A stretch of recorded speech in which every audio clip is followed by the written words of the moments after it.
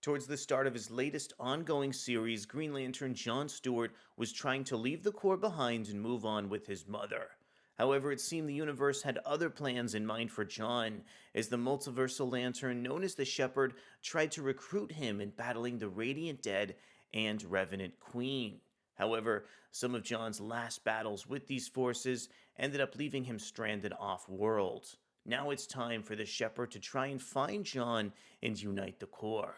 My name is Arako Braddock, and today, let's go ahead and preview the pages of Green Lantern War Journal Issue 8. But before we get deeper into the video, want to encourage you to consider subscribing to the channel.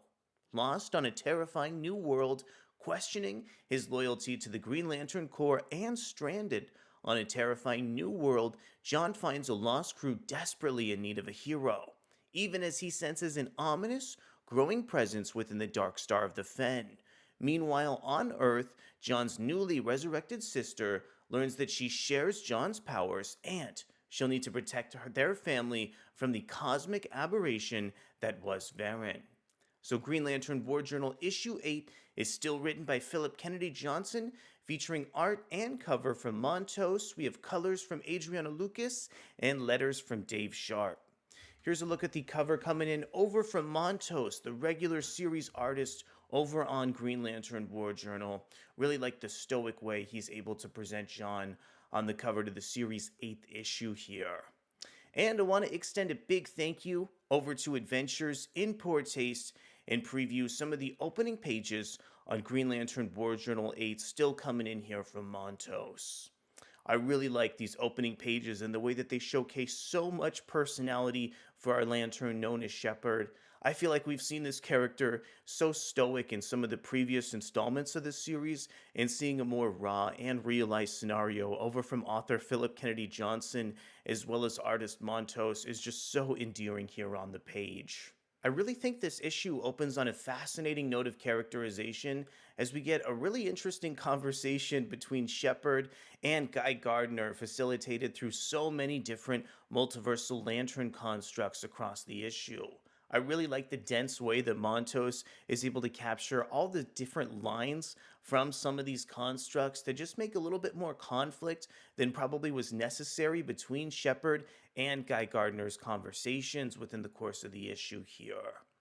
I was also really struck by the way that Johnson was able to pace some of the prose within these sequences as well. Despite the fact that this is a sequence with just so many words here, I think Johnson really nicely is able to utilize some of the personality between the Shepherd and Guy's conversations to just build out so much quirky characterization for both of these heroes here. And this issue really nicely transitions from the really harrowing opening sequence between Guy Gardner and Shepherd to the more downbeat sequences that's going on with the off-world John Stewart trapped on the dark star of the Fenn.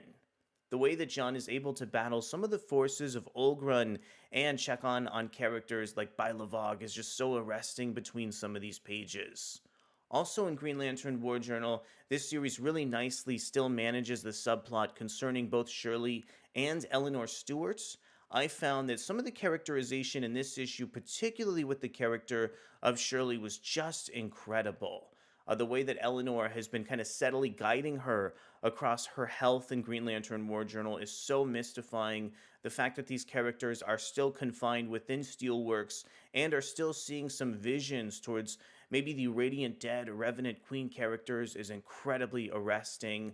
Also, the way that the mysterious lantern known as Varron was able to breach their perimeter created a really interesting way to continue to facilitate the conflict in some different directions. So at the end of the day here, I really think Green Lantern War Journal issue 8 is yet another phenomenal issue of this series. I think some of the characterization and plotting with both Shirley and Eleanor Stewart is incredibly arresting on the page.